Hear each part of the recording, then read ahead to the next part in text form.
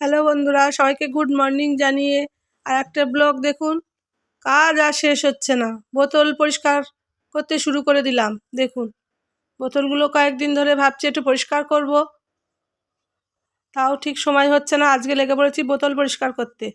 এই দেখুন আমি ভিম জেল দিয়ে বোতলগুলো সব পরিষ্কার করছি। মাঝে মধ্যে বোতলগুলো পরিষ্কার করতে ভিতরে না শ্যাওলা জমে যায়, জল থাকে সব সময়।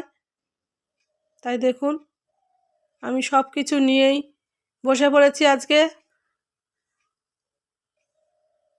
ব্রাশটা দিয়ে হয়তো একটু হচ্ছে না, কিন্তু আমি ওই স্কচব্রাইট ঢুকিয়ে লাঠি দিয়ে ভালো করে ঘষে দিচ্ছি একবার করে। ব্রাশটা দিয়ে প্রথমে করে নিচ্ছি, তারপরে স্কচব্রাইট ঢুকিয়ে লাঠি দিয়ে ভালো করে পরিষ্কার করে নিচ্ছি। বোতলগুলো পরিষ্কার না করলে জল খাওয়া ঠিক না, নোংরা জমে থাকে। তাই আমি মাঝে মধ্যেই বোতলগুলো পরিষ্কার করি। আজকে বোতল নিয়ে বসে পড়লাম। দেখুন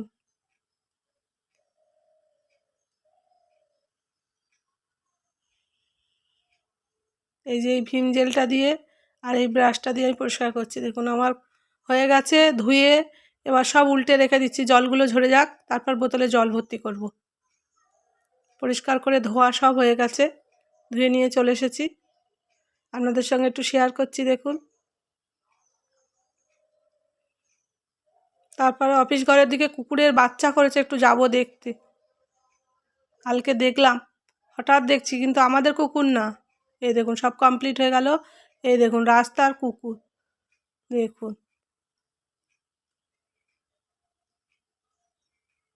কতগুলো বাচ্চা করেছে। দুটো কুকুরের বাচ্চা সব এক জায়গায় মিশে গেছে। আমি গেছি দেখতে ওদেরকে, আমার পা পুরো একদম চেটে টেটে দিচ্ছে। এই দেখুন এতগুলো বেশ মোটা সোটা আছে বাচ্চাগুলো। কতগুলো বাচ্চা হয়েছে দেখুন। দুটো কুকুরের এক জায়গায় হয়ে গেছে, একই সঙ্গে দুটো কুকুর দুদিকে বাচ্চা করেছে।